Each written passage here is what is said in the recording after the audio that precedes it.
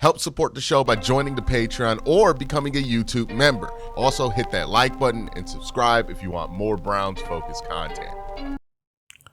Narrative versus reality.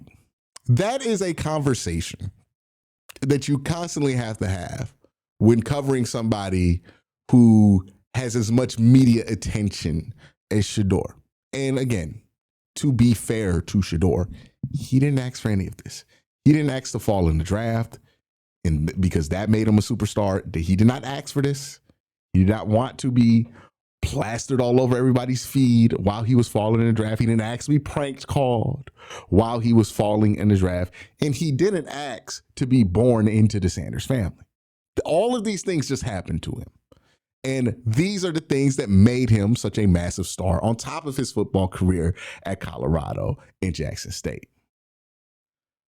But the reason I bring up narrative versus reality is something that's come out recently when it comes to Shedeur. See, there is a narrative that Shedeur Sanders is being worked against by his own football team, that his own football team, the team that drafted him, is not interested in his development, is not trying to develop him, and is actively holding him back, and that his coaches are holding him back.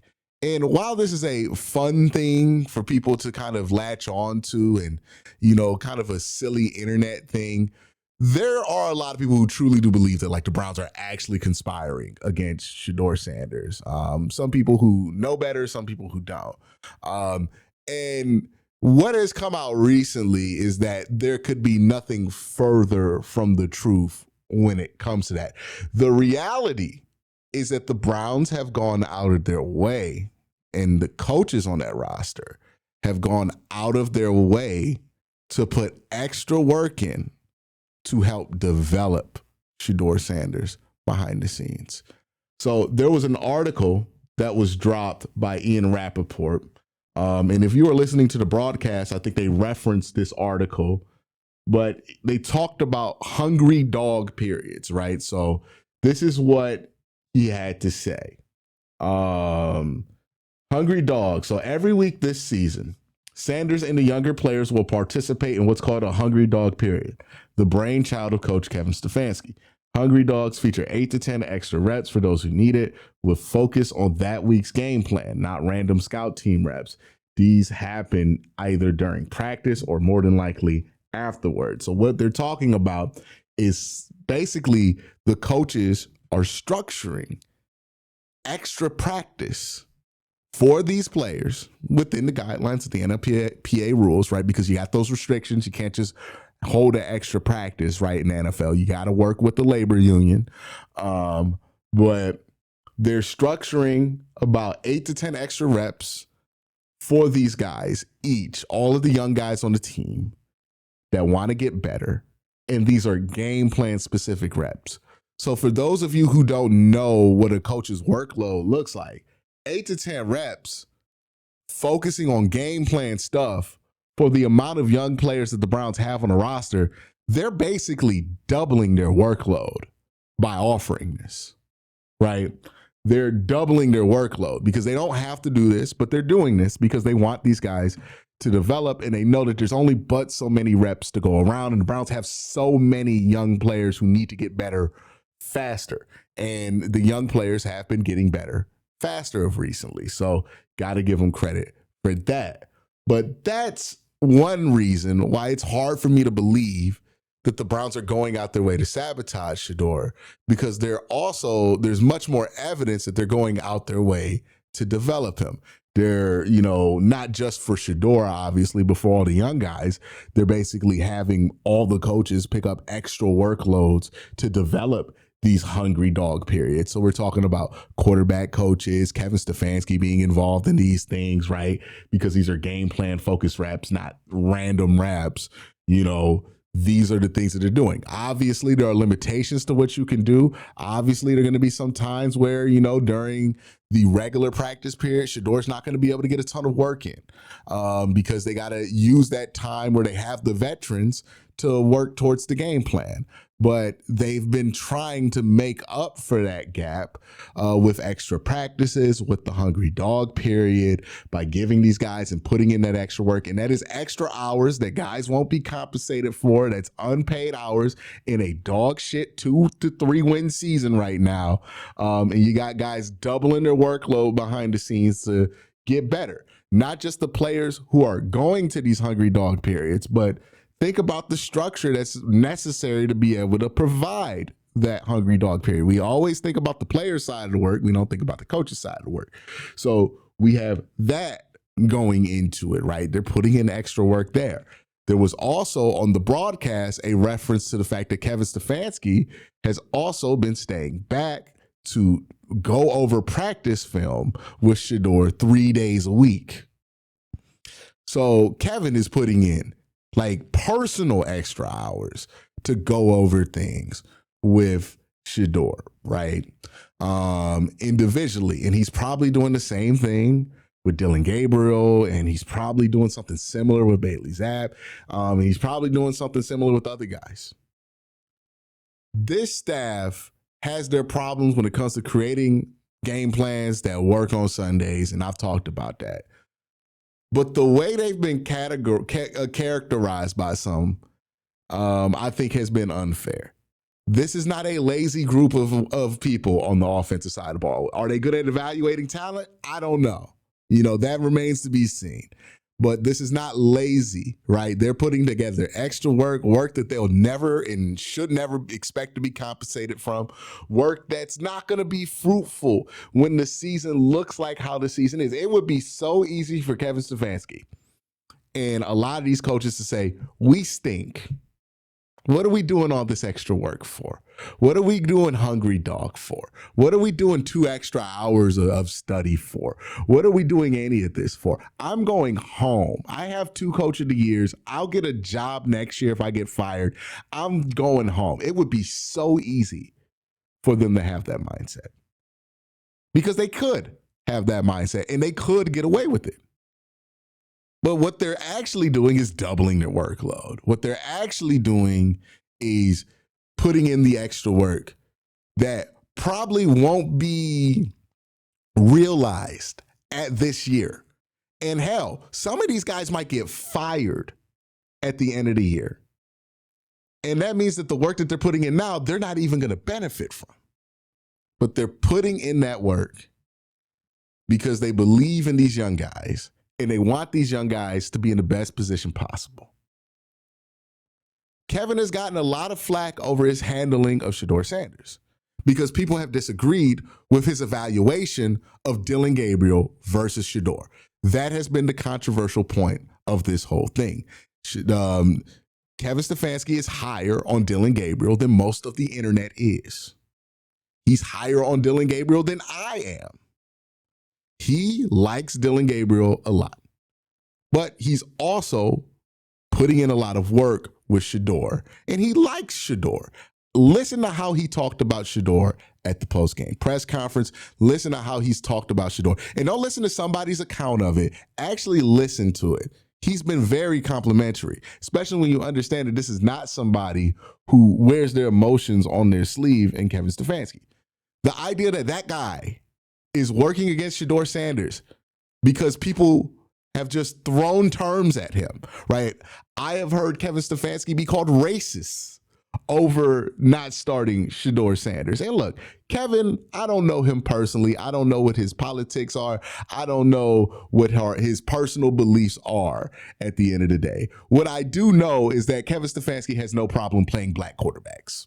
He's played plenty of black quarterbacks, right? The idea that he would not play a black quarterback is ridiculous. This is somebody who is vouched and lobbied for Tyler Huntley to get a 53-man roster spot for the last 2 years.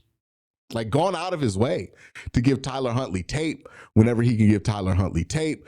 This is somebody who has vouched for people in the past who clearly does not have a problem playing black quarterbacks.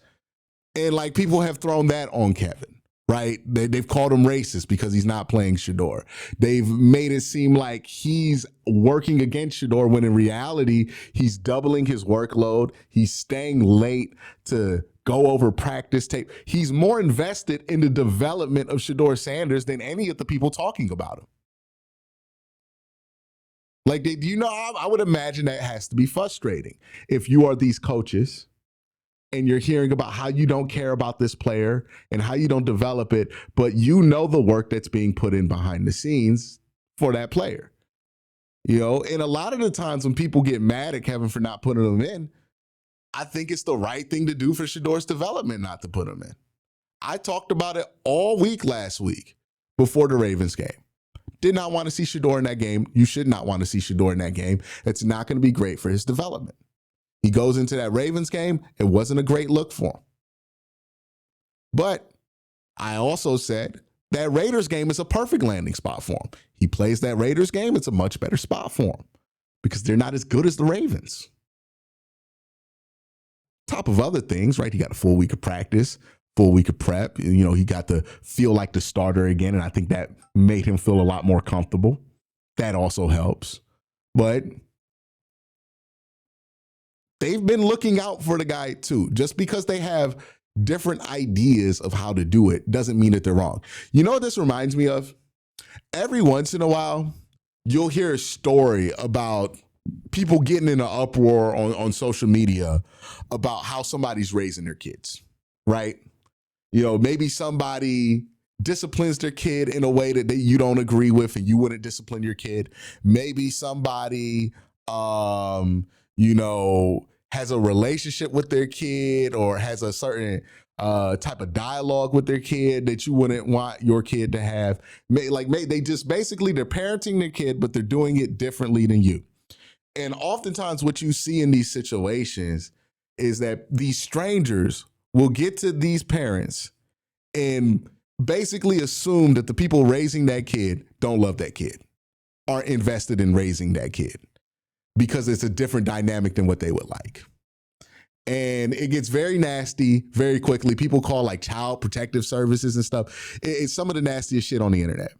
And the reality is, we don't know what the dynamic is of those people's homes. We don't know what the dynamic is of how people are raising their kids. We don't know why it is that person thought it was appropriate. We don't know if they're wrong or right because we don't have enough information to really know because we're not there at the end of the day. We don't really know what's going on, if this is a punishment out of spite or if this is a punishment out of love. Because we're talking about stuff that we don't really know, but we're so passionate about it that we're making all of these big jumps here. And when it comes to like how the Browns coaching staff has handled Shedeur, it might not be what you have wanted it to be. It might not be what I have wanted it to be. But I don't think it's fair to assume that they don't want to develop him. They drafted him for a reason because they thought that he could be something. And they have a plan to develop him. And, he goes out there and he made some progress. And they're providing tools for him to get better, opportunities for him to get better. And to Shedeur's credit, he's taking those opportunities and he's running with it. They seem very impressed with him behind the scenes. Just because it's different than what you would do doesn't mean it's bad. And I think we get caught up in that sometimes, that, it's not what I would do, so they must hate him. But that's not the case.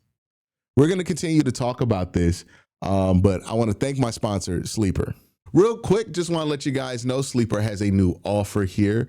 They're offering a free $20 entry, no deposit required. And also, if you're a first-time user, you also will receive a 100% match on up to $100 when you use the promo code WORSTTAKE. Again, $20 free, no deposit required. Plus, first-time users also receive a 100% deposit match up to $100. Join Sleeper. Another dead giveaway that this whole sabotage angle was never what was actually going on with Shedeur. And we'll see how the relationships age over time, right? One game isn't a whole story. We'll see. There's more time here.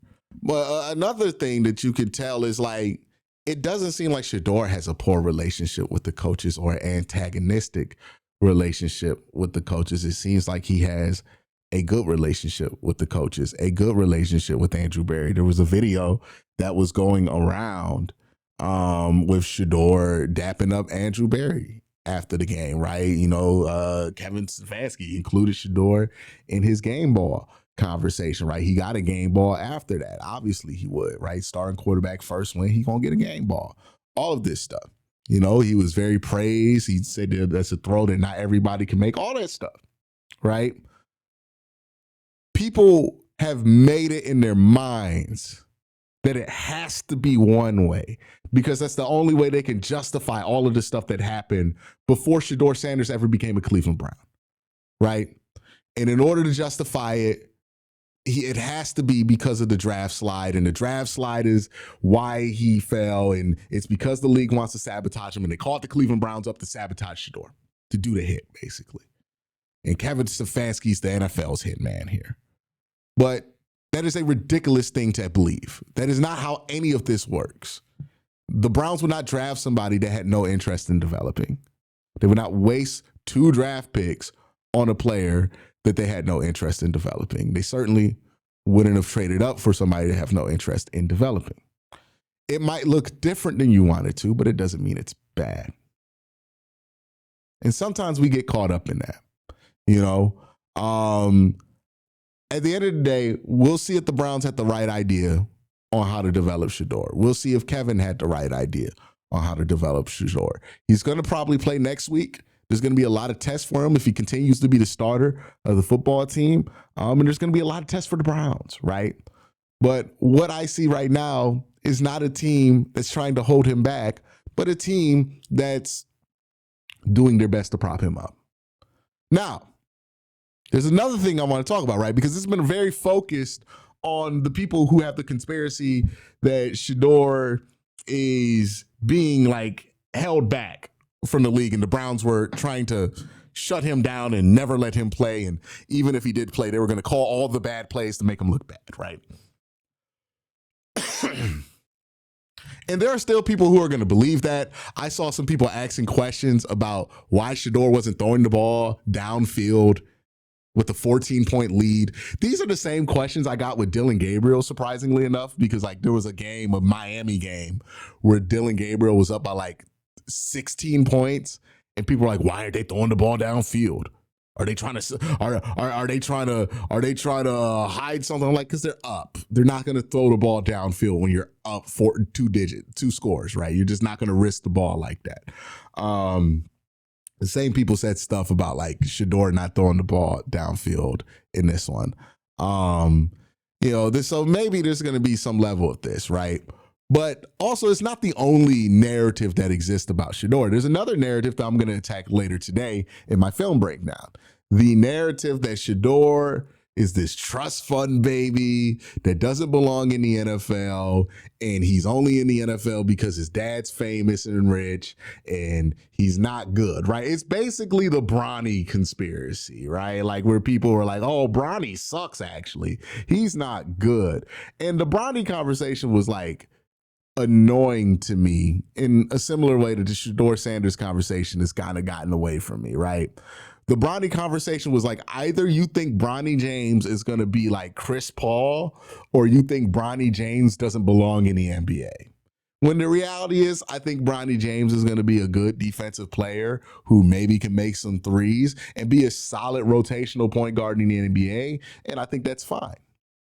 The same kind of dynamic exists with Shedeur. He's the new hot topic of the day that people want to argue about and infuse all this culture war stuff with. On the high end of this, right, there are people who think Shedeur is going to be like Tom Brady and awesome and amazing immediately and prove that the NFL just wanted to hold him back for one reason or whatever. And then there's the other side of this that thinks that he doesn't even belong in the league. And if you are a believer of that, you're going to be very upset in my film breakdown, because that's going to break a lot of those conceptions. Shedeur Sanders can be an NFL quarterback, and I believe Shedeur Sanders, if given enough time to develop, could eventually be a starting quarterback in the NFL. The real question with Shedeur isn't if he's talented enough to be that, it's how long is it going to take him to get there, and if the Browns have enough time to wait for that. You know what I mean? It might be a Geno Smith timeline for him. It might be a Tyrod Taylor timeline for him, where he does make a Pro Bowl, but it's much later in his career. I I think that has been the case with Shedeur. And if you go back to my pre-draft stuff, I've always thought that's been the case with Shedeur. And what I've seen so far makes me lean in that direction even more. So don't worry. I'm not just attacking one part of this, right? You know, the whole part of Kevin working against him. There's also this idea that he wasn't a good enough football player to be in the league. And I think his tape is going to break that once that comes out. So I'm going to break that down later tonight. But y'all have a great day. Have an even better night. Peace.